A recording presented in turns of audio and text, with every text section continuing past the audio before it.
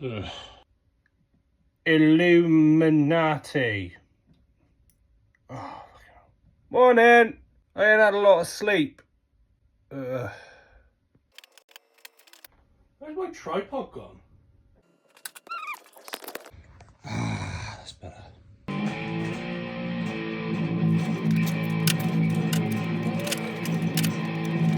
Right. This morning, I thought we'd take a look at all the stuff I got on the next build. Sound exciting? Does it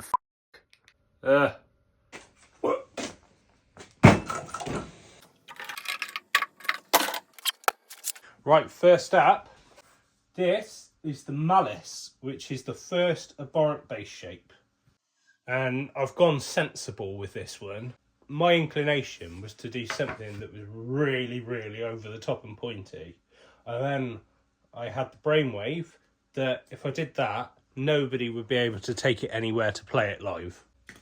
As you can see on this one, so we've got a slight reverse angle here, so this has the potential that you can put a multi-scale bridge on here and it won't look a bit weird. It's sort of like designed, like future-proofed, because I know that a lot of bass players want multi-scales nowadays just because of the reach involved. Also, long horn to act as a bit of a carry handle, but also in order to get that sort of correct strap balance, it makes sense. See what I mean? Strap. Ooh, yeah, makes sense. I don't know what else to say. It's a bass.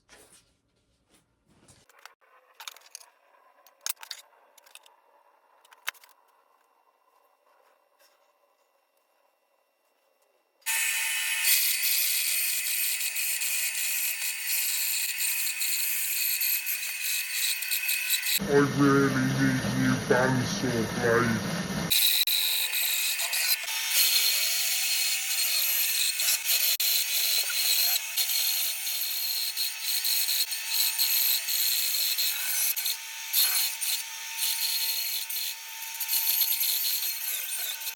They say every day's a school day. I think that means that you don't pay any bloody attention anytime you're there or listen to anything, despite how many times you're told, or something like that. But there's me bass. That's alright, isn't it? If you're anything like me, you don't really like the hassle of looking for information. You just want to be gently drip fed it. So here we have an age-old technique that's been documented a million times before in various different places. But still, a lot of people don't know it, and that's the super glue trick. Masking tape, posing sides, super glue, accelerator, squeeze. Jesus, I think my knob's blocked. Knob. I mean my nozzle. I think my nozzle is blocked, that's better. I fixed my my nozzle now.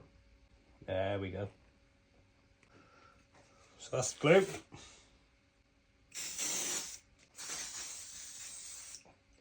It helps if your accelerator hasn't run out. Come on. Good enough.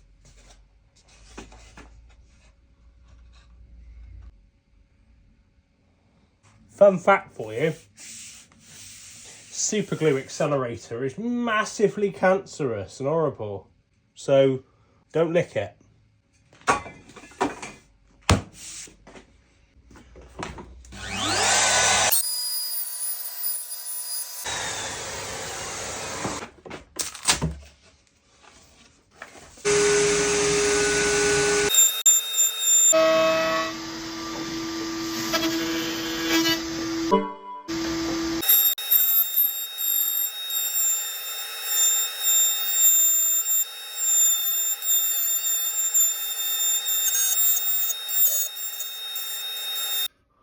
Been routed and cleaned up, and then it's ready to just sit and wait for the neck to be finished, which is going to take a little while.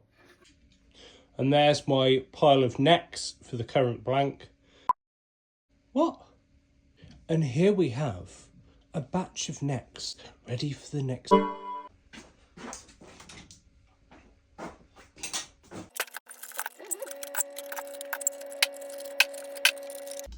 This one is a 3-piece maple with a quarter sawn centre section, black pinstripes. I'm going to get this planed down and cleaned off and left to rest now. This one's going on one of the Leviathan builds I've got as a commission. This one's just a 1-piece neck. This is going on Origin number 1. The first prototype, which I never finished because I did the control cavity in a way that I turned out later that I thought was a terrible idea. But I'm going to do it anyway. But it's just going to be a solid cover plate that comes to the edge and then continues the route line all the way around, which quite a few builders actually do. But like I did it unintentionally, which is why I sort of shelved this one for so long.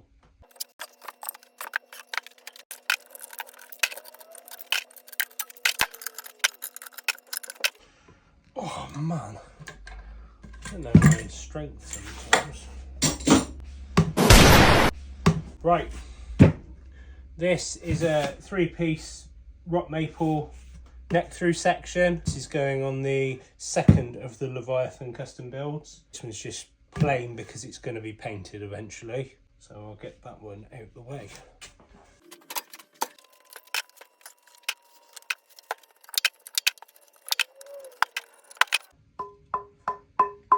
Oh, it's got great tap tone.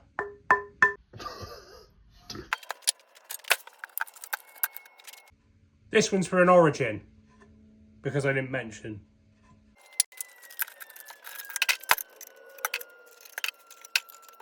Three-piece, maple, wenge, whatever you want to call it. I don't care. This is for the base, and it's going to give something that's super rigid, which is what I'm going for. Health and safety is very important. That's why, as I'm getting deaf, I put these on. Now, I'm using wood and I don't wear a mask because it don't work with a beard. It looks stupid, well even more stupid without a beard than I do with one. Eyes, these piss holes in the snow, my main protection is doing this. That's Jason Bourne. And it's worked so far.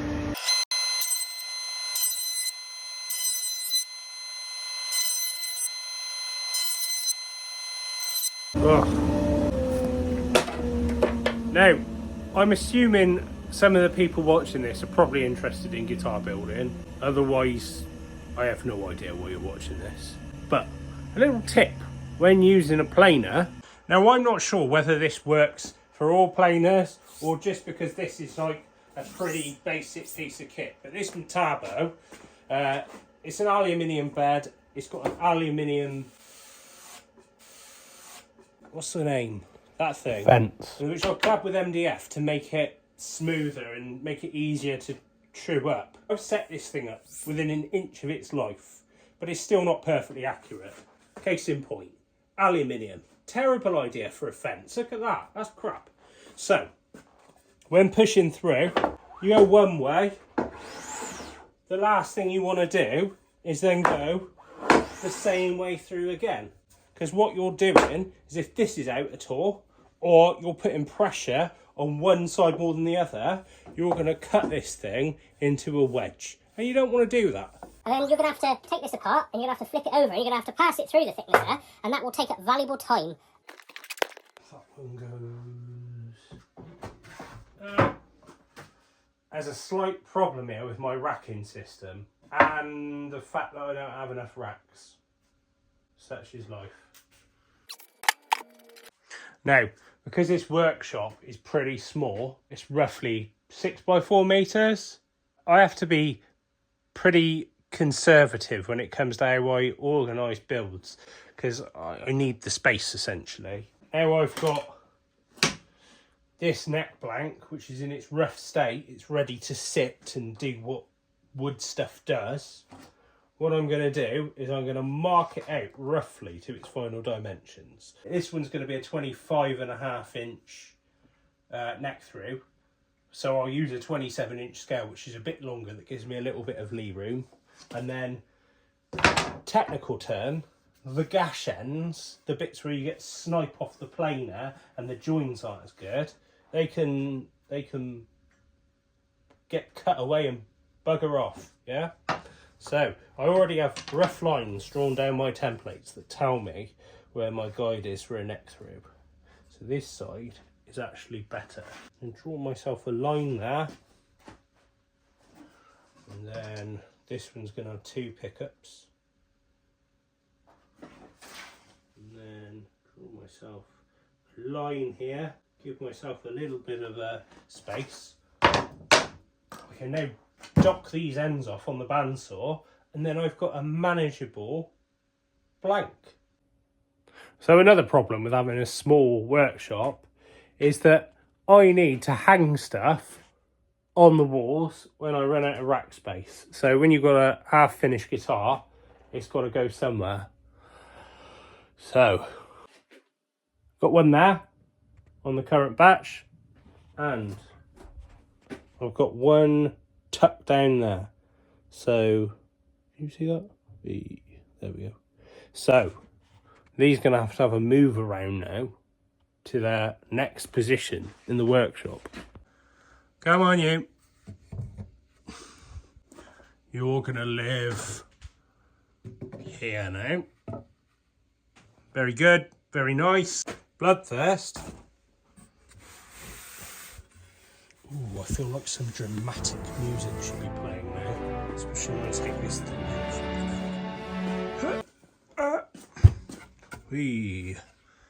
You're going to live. Jesus Christ, this thing's so bloody big it hardly fits anywhere. Very nice. So there we have all the next batch ready to go, apart from this one which I need to cut out. Well, that's the body blank sorted. Now, if you want a quick tip for how to get the blank cut out quicker, instead of using a bandsaw and a template, you can actually use black magic. Now, this is a bit risky, but I've done it before and it does sort of work. So, first of all, you've got to draw the correct rune. And it's really important that you don't skimp on the details.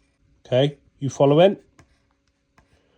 I'm not sure what this rune means, but I've seen it drawn loads of times and it always seems to work for everyone else. Abracadabra, I've forgotten the words. Speak, friend, and enter.